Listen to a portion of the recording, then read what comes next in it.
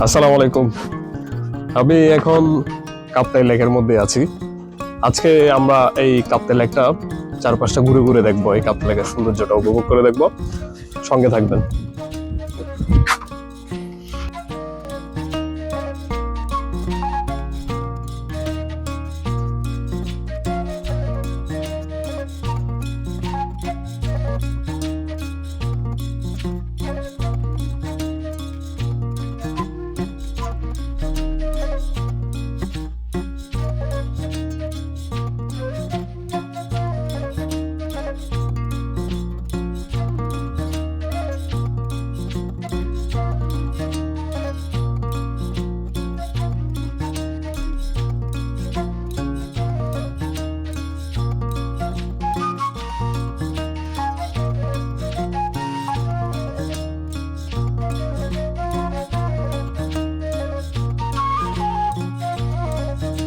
কথা বলছিলাম, আমরা যে বোট দিয়ে এখানে কাপ্তাই লেকে আশেপাশে ঘুরতেছি সেই বোটের মালিক।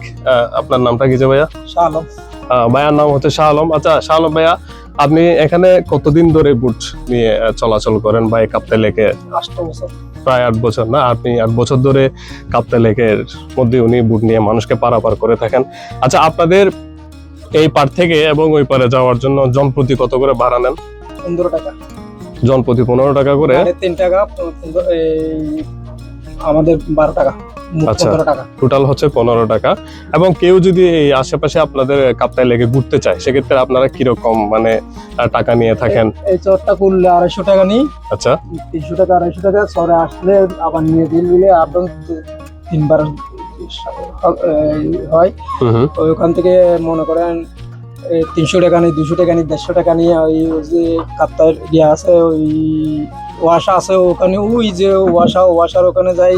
আচ্ছা, ওই ওখানে 300 টাকা, 200 টাকা, 400 টাকা। এমনি কাল ঘুরলে 100 টাকা করে নিই, 150 টাকা করে নিই, এরকম আর কি। আচ্ছা, আচ্ছা। আচ্ছা ভাই, আপনাদের এখানে দেখতে পাচ্ছি মাছ ধরার জন্য ওখানে ফাঁদ পেতে রেখেছে জাল দিয়ে। এখানে কি মাছ পাওয়া যায় আপনাদের এই নদীতে? কেজি অনেক পাওয়া যায়, মনে করেন ওই কেসকি মাছ আর কি। সবগুলো বেশিরভাগই কেসকি মাছ থাকে না? ওগুলোর দাম কিরকম থেকে বাজারে? 60 টাকা করে। 60 প্রতি কেজি 60 টাকা করে? বাবা, এক পাওয়া 60 টাকা করে কেজি থাকে না? আচ্ছা, আচ্ছা। তা আপনি কখনো মানে এখানে জাল দিয়ে মাছ টাছ ধরার কোনো অভিজ্ঞতা নাই আপনার? আচ্ছা, এক সময় ধরছিলাম ওই জাল মেরে প্রায় 15 কেজি 10 কেজি ওলা মাছ ধরছি আমি। এই কাপ্তাই লেক থেকেই না? আচ্ছা, আচ্ছা। আচ্ছা, আপনি আমাকে আরেকটু বলবেন যে আমরা এই যে জায়গাটিতে দাঁড়িয়ে আছি, মানে আমরা যে জায়গাটিতে এখন বসে আছি, সেই জায়গা থেকে এই যে পূর্ব দিকে কোন জায়গায় যে মানে যাওয়া যায়? মানে এই পূর্ব দিকের জায়গাটার নামটা কি? পূর্ব দিকে হচ্ছে মানে মনে করেন ইয়ার পর্যন্ত যাওয়া যায়, ওই খাপ্তা পর্যন্ত যাওয়া যায়। আর পশ্চিম দিকে মনে করেন সাগর পর্যন্ত যাওয়া যায়, যেটা আমরা কর্ণফুলী ব্রিজ বা এই মানে এই নদী হয়ে যাওয়া যায় না? আচ্ছা, ঠিক আছে। অসংখ্য ধন্যবাদ ভাইয়া আপনাকে, আমাদেরকে এত সুন্দর একটা জায়গা ঘোরানোর জন্য। Thank you.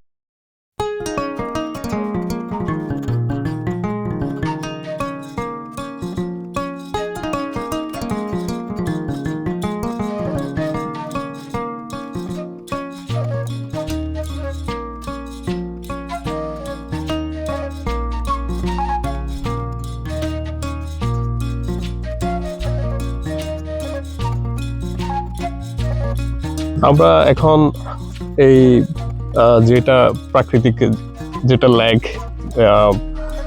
সেই লেকের পাশ দিয়ে আমরা যাচ্ছি।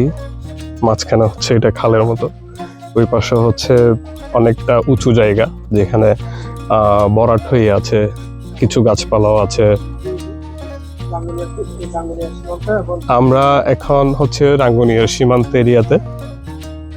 এই পাশে হচ্ছে রাঙ্গুনিয়া, এই পাশে হচ্ছে রাউজান, ওই পাশে হচ্ছে কাপ্তাই, এই পাশে হচ্ছে বোয়ালখালী। আমরা এখন বোর্ডের যে অবস্থান, আমাদের যে লোকেশন, সেটা হচ্ছে আমরা এখন রাঙ্গুনিয়াতে। তা ভাইয়া, আপনি যেটা বলছিলেন আর কি, আমরা যে জায়গাটিতে এখন বসে আছি সেটা হচ্ছে একদম মিডল জায়গা। এই পাশে কোন থানা? মনে করেন এই কর্ণফুলী নদীর দক্ষিণ পাড়া হচ্ছে বোয়ালখালী থানা, এবং নাজিরের বেতাগির এই নাজিরের চর যেটা এটা হচ্ছে সেই নাজিরের চর। ওই ওদিকে হচ্ছে যে রৌজান, আর বেতাগির চরের উত্তর দিকে হচ্ছে রাঙ্গুনিয়া। আচ্ছা, মানে এই পাশে হচ্ছে রাঙ্গুনিয়া। ওই পাশে রাঙ্গুনিয়া, এই পাশে হচ্ছে রোজন, এই পাশে হচ্ছে বলকালী। আচ্ছা, আরেকটা প্রশ্ন হচ্ছে যে এই যে নাজিরের চর যেটা আপনারা বলতেছেন, এটা কি তখন মানে অনেক আগে থেকে ছিল নাকি হঠাৎ করে এটা? এইটা হচ্ছে আজ থেকে 200-250 বছর আগে, ব্রিটিশের আমলের ভিডিও মানে অনেক অনেক দেরি এটা। হচ্ছে আগে এরকম। আমাদের বেতাগী এলাকা ছিল রাঙ্গুনিয়ার, আচ্ছা, রাঙ্গুনিয়ার বেতাগীর চর পড়ে।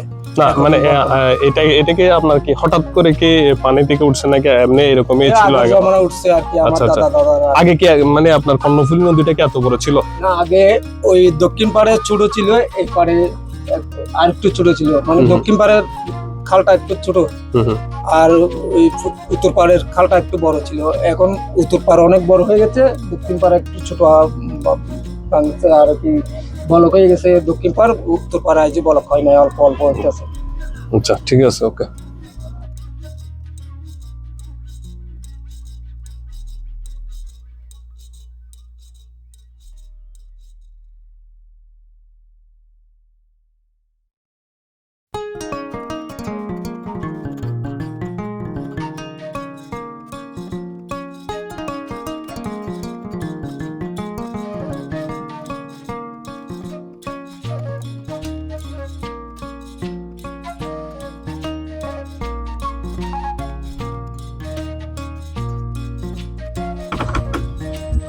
আমরা আজকে এই কাপ্তাই লেকে অনেকক্ষণ ঘোরাঘুরি করলাম এবং আমরা নেক্সট কোনো ব্লগে চেষ্টা করব বান্ডারজুড়ি ওয়াশাটা আপনাদেরকে দেখানোর জন্য, এবং কাপ্তাই লেকের যে আরো অন্যান্য অনেক জায়গা আছে এখানে ঘোরার মতো এই নদীতে, আমরা সেটাও ইনশাল্লাহ নেক্সট টাইম চেষ্টা করব আপনাদেরকে দেখানোর জন্য।